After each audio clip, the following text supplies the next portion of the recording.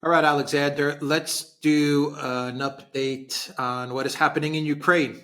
Let's start with the front lines, and I think we have to talk about what is happening with the tanks, with the Abrams. We have to talk about the Patriots, and basically how Russia is destroying a lot of the Ukraine NATO hardware. And we have not seen to date any video or photo evidence of the Su-34s, which Yeah. Ukraine claims to have shot down. So, what do you think is the real situation as to what's happening on the ground Right. in Ukraine? Right. Well, we are getting reports all the time of Russian advances in all sorts of places. So, in the north, there's a place called Terny, a village which is apparently now important village on an important river in the north, um, which the Russians are in the process of recapturing. There's a very big battle going on for control of another town, fortress town, called Krasnogorovka, close to Donetsk city. It's the last big fortified position the Ukrainians have close to Donetsk city, and from which they shell Donetsk city. That's a big battle. In some ways, it looks like the biggest battle since Avdiivka. There's also fighting going on in other places further south, and there continues to be fighting near Avdiivka itself. I mean, if you remember, last time I think we talked about these things. Syrskyi, the new Ukrainian overall commander, he launched a counterattack in this area. He's been piling troops and men to try and hold back the Russians in the area around Avdiivka. Every day we get reports of huge Ukrainian losses there, Ukrainians gradually losing ground. And again, it's attrition. But the big story is exactly the one you said. The Russians are on a hunt destroying Western equipment in Ukraine. They've destroyed perhaps three, some people say four, Patriot missile systems in various places around Ukraine over the last couple of weeks. Two Patriot missile systems just 2 or 3 days ago near a town called Pakrovsk, not so far from Avdiivka itself, and we've got film of this. They destroyed three HIMARS launch systems in the space of a single day. This also has happened over the course of the last week. They've destroyed three Caesar howitzers, specialized howitzers supplied by France. And of course, they've now knocked out four Abrams tanks. So, I mean, they are systematically destroying the Western equipment that has been supplied to Ukraine by the Western powers at such enormous cost. All these systems, these expensive weapon systems that Ukraine got, the Russians are destroying. And this is becoming so systematic and methodical that I can't help but think that this is turning into a deliberate policy. What the Russians are doing is that they're showing to the Americans and they're showing to the Europeans, look, if you go on sending expensive equipment to Ukraine like this, all that will happen is that we will destroy it, and we will destroy it fast. Now, I've seen figures for the cost of some of these systems which have been destroyed. According to some reports, the total cost, the price of the Patriot systems the Russians have destroyed, this is over the course of the last month, comes to around $20 billion. So you get a sense of, the amount of equipment that is being thrown away.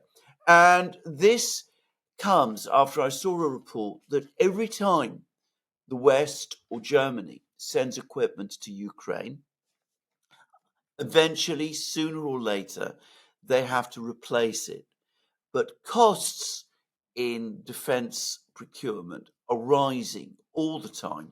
So if you send a Patriot system to Ukraine and that Patriot system gets destroyed, and you order a new Patriot system for yourself, that new Patriot system will cost double what the one you sent to Ukraine has cost. I mean, I'm saying that, perhaps I'm overstating things, but it's a constant inflation of costs. And J.D. Vance, US Senator, is becoming concerned about this. And he's asking the administration now to provide more precise figures about the true cost to the United States of this commitment. So, a major systematic campaign by the Russians to destroy all of this Western equipment. Of course, that's not the only things that the Russians are destroying. They've destroyed a whole large number of S-300 air defense systems. These are Soviet legacy systems that Ukraine had been provided by and inherited from the Soviet Union. They've been destroyed as well. There's still Leopard 2 tanks, Bradleys also being destroyed. And the other thing the Russians have been doing, and I don't think anybody's commented about this, is that they've been going on a hunt for Ukrainian FPV operators. These are the operators who guide the drones, which kamikaze drones, which the Ukrainians have been trying to use to slow down the Russians.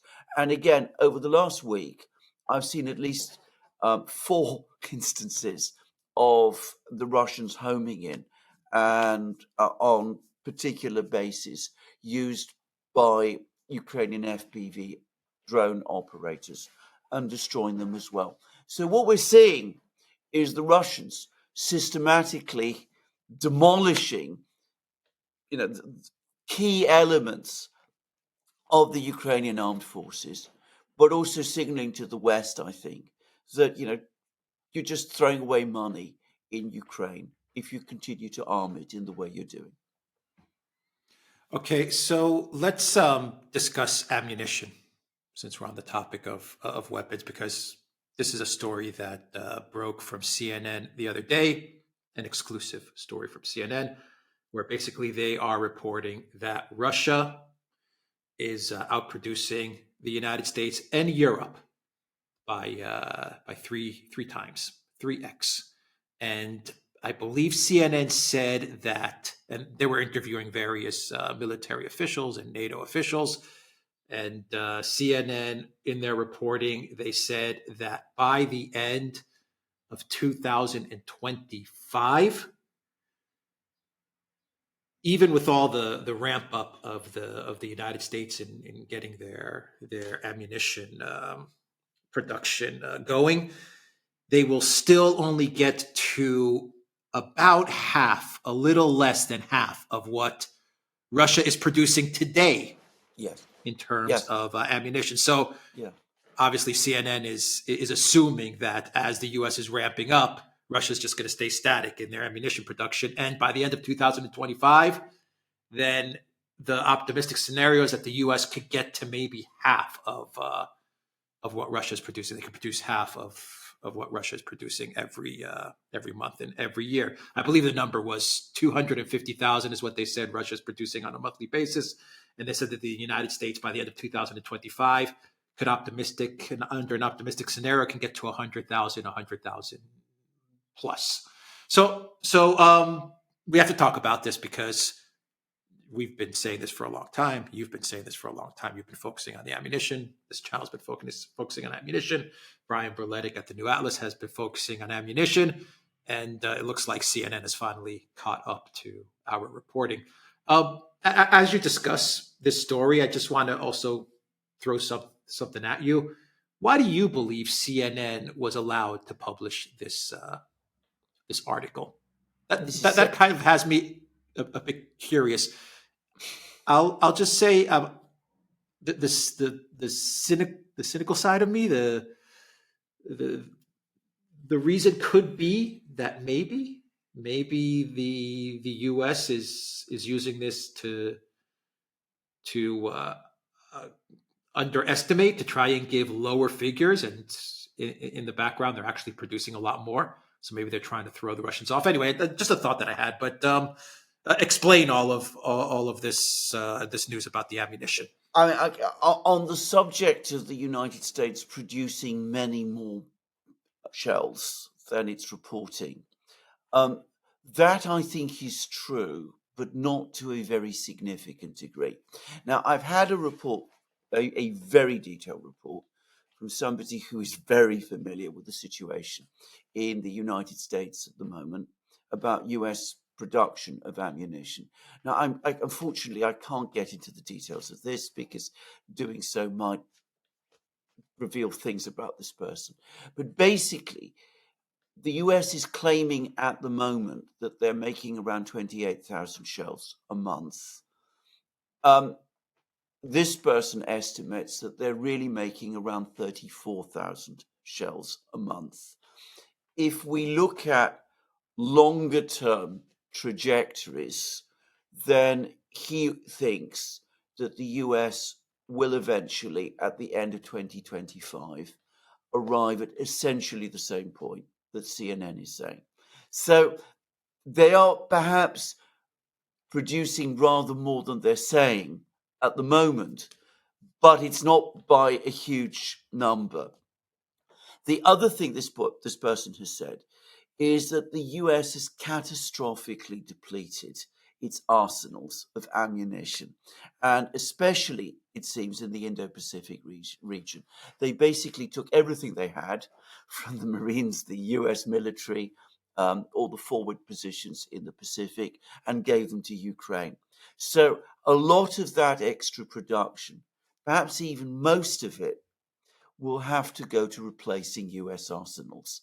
So they're increasing production. There is far less certainty. There's much more uncertainty as to what it is exactly that the Europeans are doing. Some are saying the Europeans are producing a lot less than the Americans. Others are saying that Rheinmetall, the German industrial group, is actually outproducing the Americans. I don't believe that Rheinmetall is outproducing the Americans. I think if it was, we would know about it, and I don't believe that that's the case. So I think roughly these figures are of Western production of ammunition are reasonably right. What I also have to say, though, is that I think that the figures for Russian ammunition production are probably too low. Again, the same person who's been unpicking the American figures some way back said to me that the 3 million shells Russia was producing a year has by now already increased to about 4 million, which I again, for various reasons, I think is probably about right. So they're losing the ammunition war. But in some ways, and this is another thing to say here, this is actually of less consequence in terms of what's going on the battlefronts than would have been the case in, say, 2022, 2023, because Ukraine is using a lot less ammunition on the battlefronts, but actually so is Russia. So Russia is using 5 times more ammunition than Ukraine is using on any particular day. The Ukrainians are using less ammunition than they had, than they used to, because they have less. The Russians probably are using less ammunition for a particular reason, and that is because they've diversified their strike weapons. So it looks like they've got many more ballistic missiles than they did. But the other big change from earlier on in the war is that they're now using many, many more precision guided bombs. So they're dropping around 100 bombs a day. These are sometimes enormous bombs.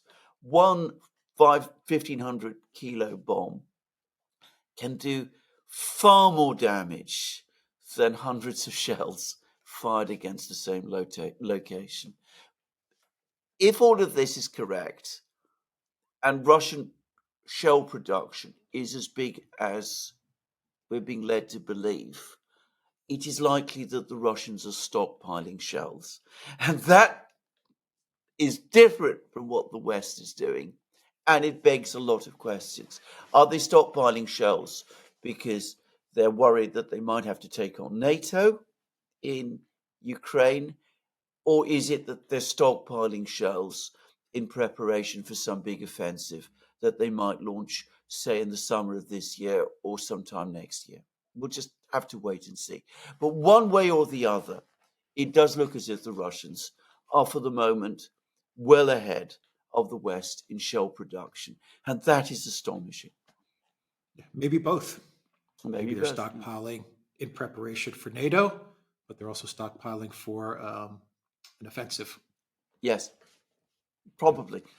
Probably. That's you- exactly what they're probably doing the same with missiles, by the way. I mean, Yeah. they've been launching fewer missiles.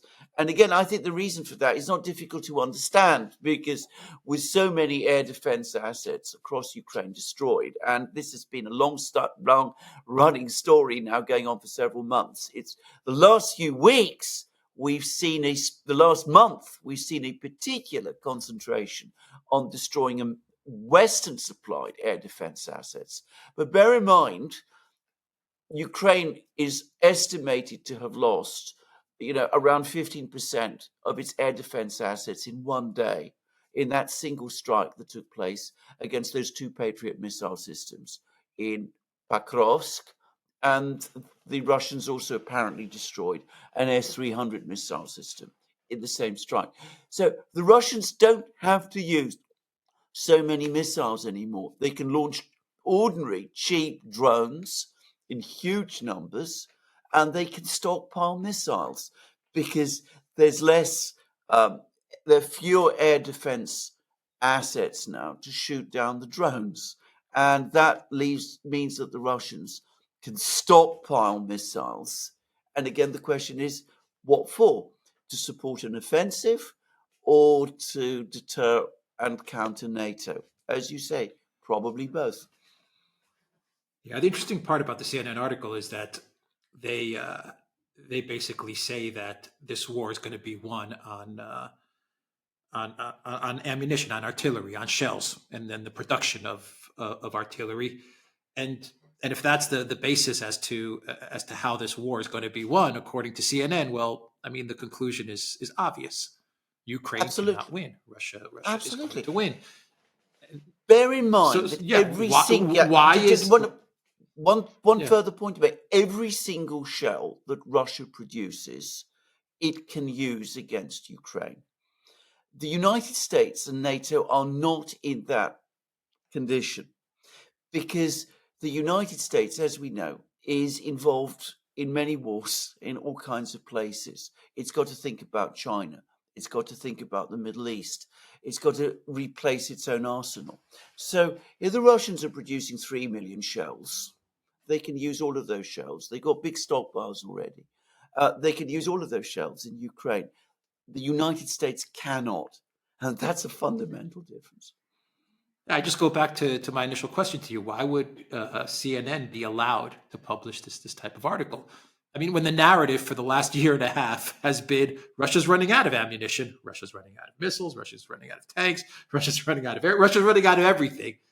And now all of a sudden, out of the blue, CNN publishes an exclusive, which is, Russia is not only outproducing the United States, but they're outproducing the entirety of the collective West. And this war is going to be won or lost on the basis of ammunition, according to CNN. So here's the situation.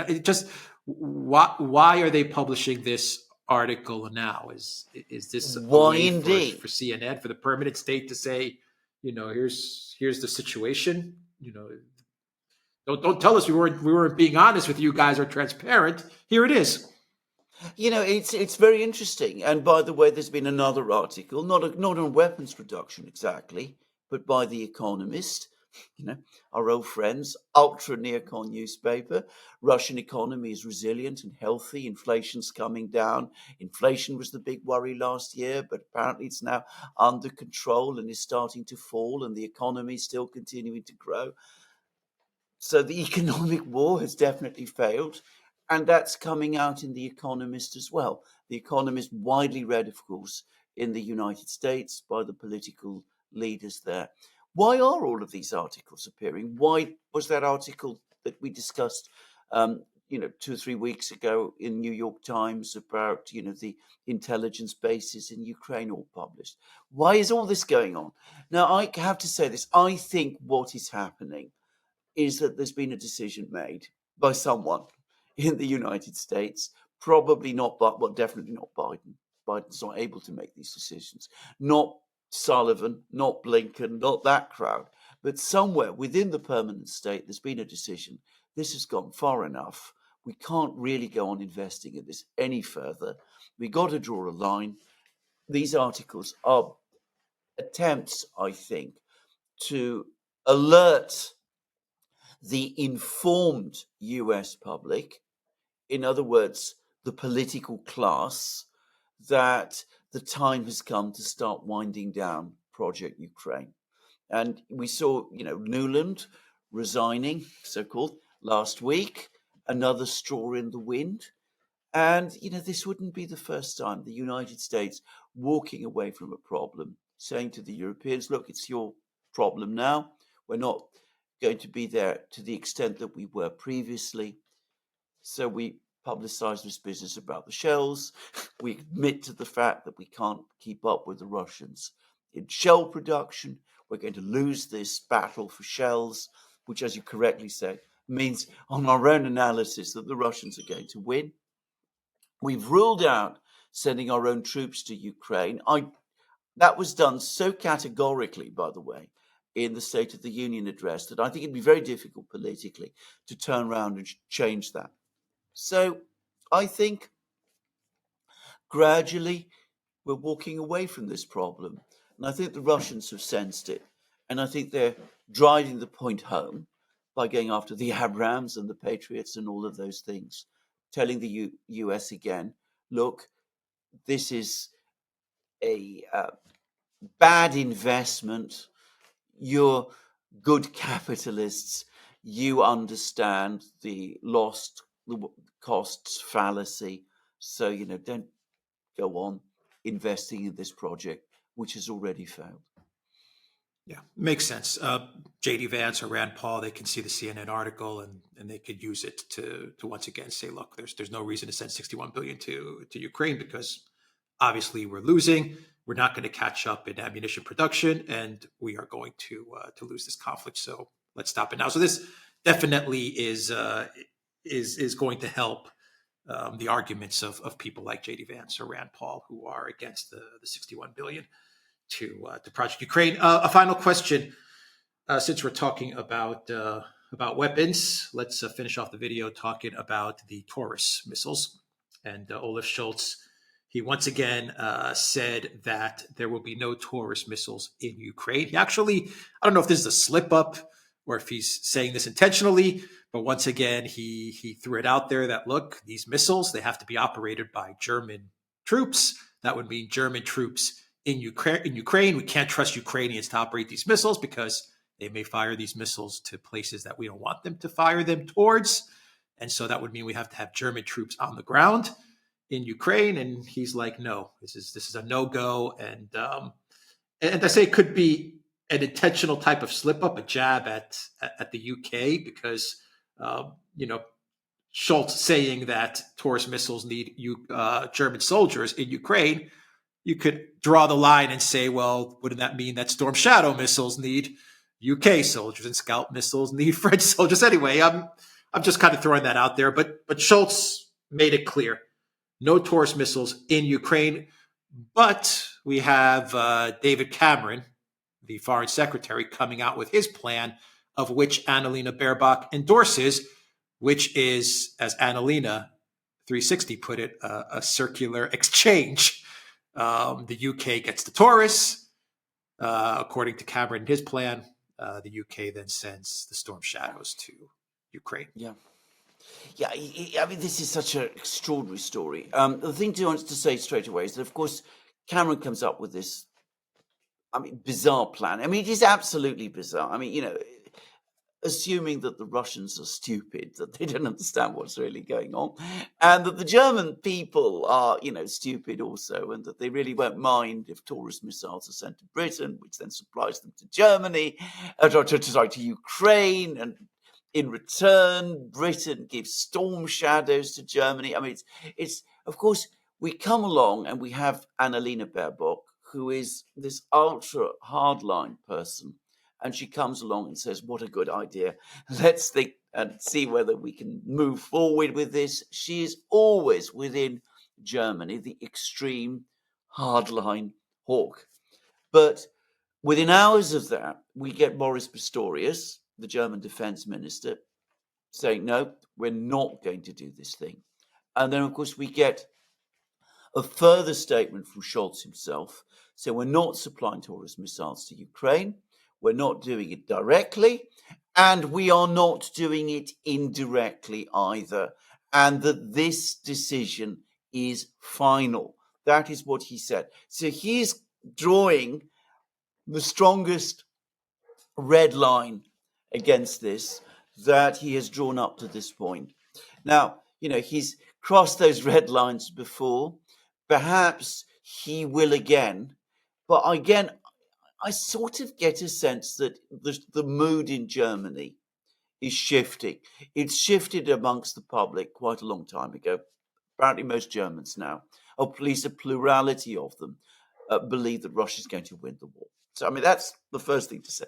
But beyond that, I think the military and the political class are also aware that Ukraine is going to lose the war.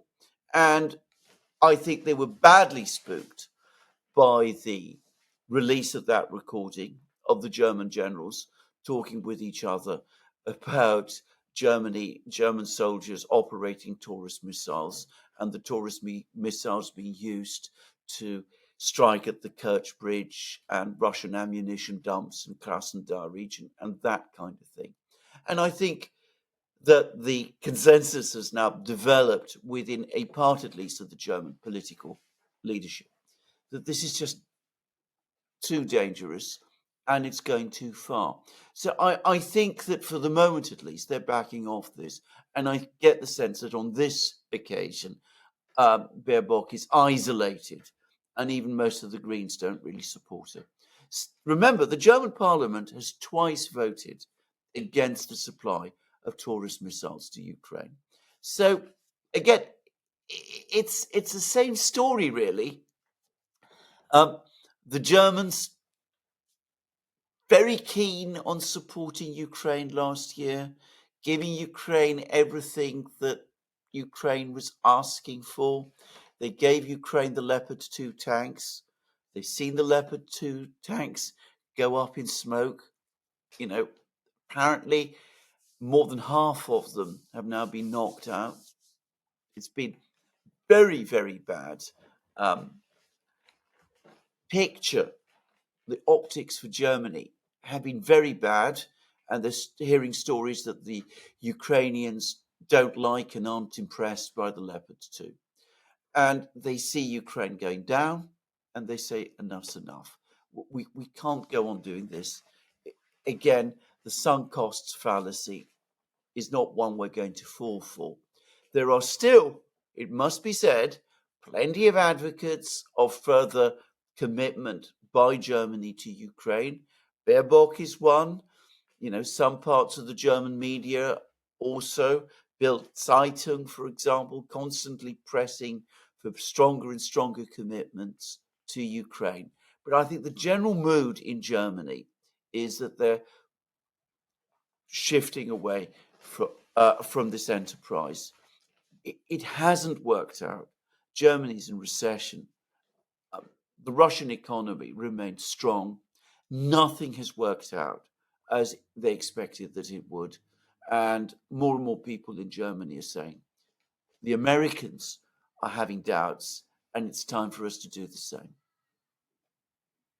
Yeah, we'll discuss this in a separate video, in a dedicated video, talking about Europe and NATO's involvement in Ukraine and Macron's all of Macron's statements with regards to Ukraine. But since you're on the subject of Germany, a very quick question: maybe Macron's escalatory rhetoric with regards to Ukraine is a way for Macron to really stick it to Germany, to present himself as the hardline leader, the guy that stood up to Russia and Putin, knowing that there will be no troop commitment into Ukraine. But I was the guy that called for more weapons and more troops and to go full on war with Russia.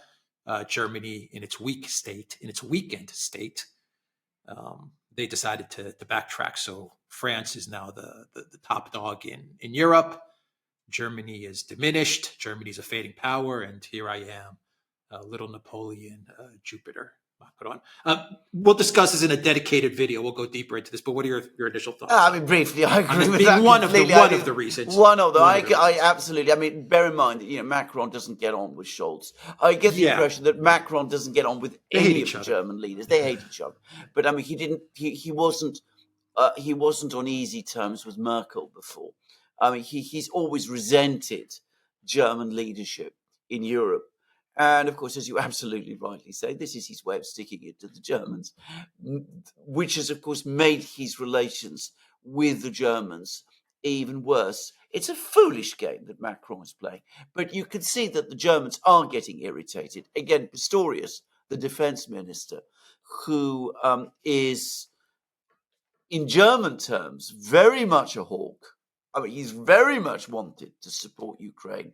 He sent Ukraine lots and lots and lots of weapons. Anyway, even Pistorius said, look, this talk about sending troops to Ukraine, NATO, EU troops to Ukraine, it's irresponsible and it must stop. He actually said that. Yeah. All right. We will leave it there. theduran.locals.com. We are on Rumble, ODYSEE, BitChute, Telegram, and Rockfin, and go to the Duran shop. And Alexander, we have limited edition St. Patrick's Day shirts. Wow. On the shop right now running. So check out the link down below in the description box and pick up a very cool St. Patrick's Day shirt. All right. We will end the video there. Take care.